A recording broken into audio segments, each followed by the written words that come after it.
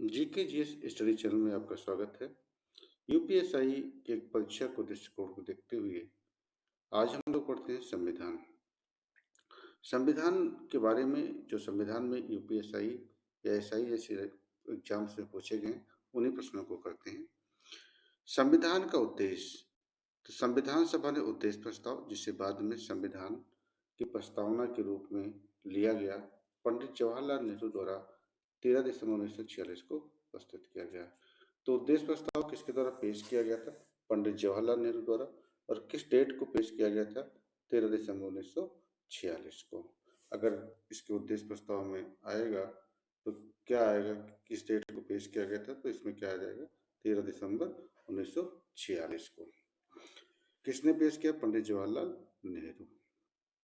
इसे संविधान सभा द्वारा पारित कब किया गया? इसमें लिख सकते हैं कि कब पारित किया गया था। 22 जनवरी 1947 को। संविधान सभा द्वारा कब पारित किया गया इसको? तो 22 जनवरी को। 22 जनवरी 1947 को पारित किया गया था। 22 जनवरी 1947 को पारित किया गया था। तो ये पारित कब किया गया था? 22 जनवरी 1947 को। अगला है संविधान सभा के उद्देश्य का में संशोधन संभव है, मतलब प्रस्तावना में संशोधन किया जा सकता है। तो ये कब कहा गया था? 42वें संविधान संशोधन 1976 की धारा 2 में इसमें समाजवादी, पंथ निरपेक्ष और अखंडता शब्द जोड़े गए। तो ये भी प्रश्न बनता है कि कितने प्रश्न जोड़े गए? तो 3 प्रश्न जोड़े गए। पहला समाजवादी, दूसरा पंथ निरपेक्ष और तीसरा अखंडता। यह प्रस्तावना में अब तक कितनी बार संशोधन किया गया? तो प्रस्तावना में संशोधन अब तक कितनी बार किया गया? केवल एक बार किया गया है। एक बार किया गया। तो ऐसे भी प्रश्न बन सकते हैं और बनते भी हैं एग्जाम्स में। कहते संविधान में हमारे राष्ट्र का उल्लेख 2 नामों, भारत और इंडिया से के रूप में किया गया है। क्या किस रूप में किया गया? भारत और इंडिया। इसका मतलब यह है कि भारत, यहाँ पर हिंदुस्तान शब्द का उल्लेख नहीं है। हिंदुस्तान शब्द का उल्लेख नहीं है। कई बार पूछा गया किसका उल्लेख नहीं, तो हिंदुस्तान के शब्द का उल्लेख इसमें नहीं है। किसमें? हमारे संविधान में। अनुच्छेद 1 में India that is Bharat, India that is Bharat का उल्लेख किया गया है। अनुच्छेद 1 में कहा गया भारत अर्थात इंडिया राज्यों का संघ होगा। संविधान की प्रस्तावना के तहत भारत को पंथ निरपेक्ष राज्य किया गया है। पंथ निरपेक्ष का अर्थ क्या होता है? कि राज्य का कोई धर्म नहीं होगा, राज्य सभी धर्मों के कल्याण के लिए कार्य करेगा। पंथ निरपेक्ष का मतलब ये होता है कि जो है राज्य का कोई धर्म नहीं होगा, सभी धर्मों के कल्याण के लिए कार्य करेगा। गणतंत्र का आशय है कि राष्ट्राध्यक्ष निर्वाचित प्रत्यक्ष या अप्रत्यक्ष होता है।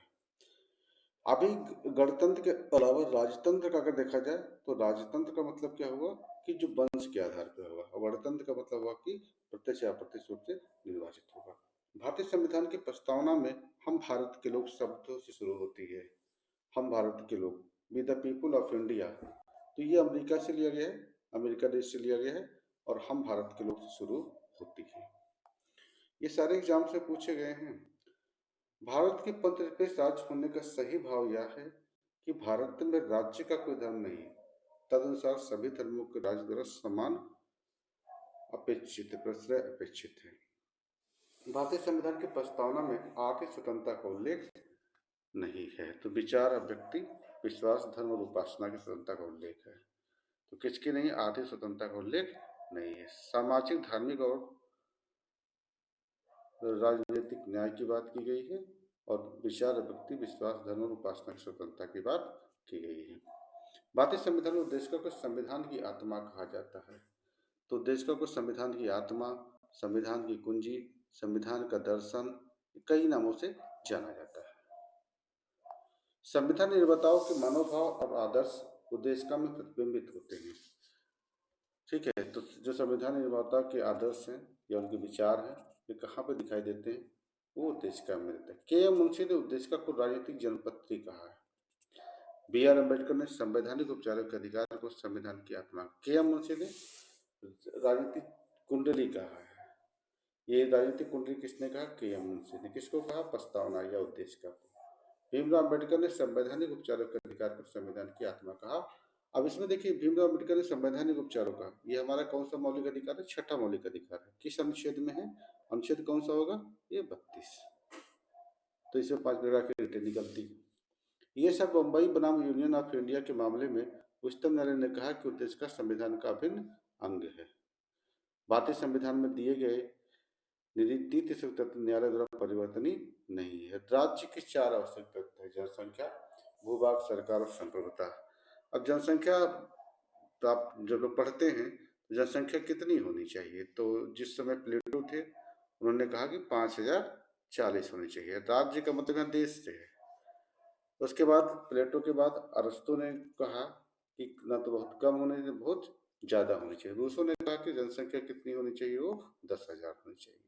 तो जनसंख्या, भूभाग, जनसंख्या, ये राज्य का अनिवार्य तत्व है। जनसंख्या, भूभाग, सरकार और संप्रभुता। और संप्रभुता को राज्य की आत्मा कहा जाता है। राज्य का सबसे महत्वपूर्ण तत्व संप्रभुता है। संप्रभुता का अर्थ ये होता है कि राज्य आंतरिक और बाहरी मामले में निर्णय लेने के लिए क्या है, स्वतंत्र है। भारत संप्रभु राष्ट्र कब बना? जब भारत आजाद हुआ 1947 में। जब जैसे भारत ने पाकिस्तान पर सर्जिकल स्ट्राइक किया था, अगर संप्रभु ना होता तो किसी देश से परमिशन लेनी होती। जिससे ब्रिटेन का गुलाम था तो ब्रिटेन से अनुमति के बिना कोई डिसीजन नहीं ले सकती। तो इसलिए इसको संप्रभुता को राज्य की आत्मा कहा जाता है। भारत के लिए संविधान सभा का विचार पहली बार किसने के द्वारा दिया गया था? तो ये किसके द्वारा दिया गया था? एम एन राय द्वारा। अब देखिए पूछा गया, यूपीएसआई में आया हुआ एग्जाम में। नई दिल्ली में पहली बार संविधान सभा की बैठक 9 दिसंबर 1946 को हुई। तो ये भी कि किस डेट को बैठक हुई थी? 9 दिसंबर को। कितने लोग थे? तो ये भी क्वेश्चन बनता, तो 207 लोग। पहले बैठक में कितने लोग थे? 207 लोग थे। 13 दिसंबर 1946 को संविधान सभा का ऐतिहासिक उद्देश्य संकल्प किसके द्वारा रखा गया? वही क्वेश्चन फिर आ गया, किसके द्वारा रखा गया था? तो पंडित जवाहरलाल नेहरू के द्वारा। और पारित कब किया गया संविधान सभा द्वारा? तो 22 जनवरी 1947 को उद्देश्य प्रस्ताव को। संविधान सभा का उद्देश्य संकल्प सम्मत से 22 जनवरी 1947 को स्वीकार किया गया। देखिए फिर वही क्वेश्चन है, पहले ही बता चुके थे।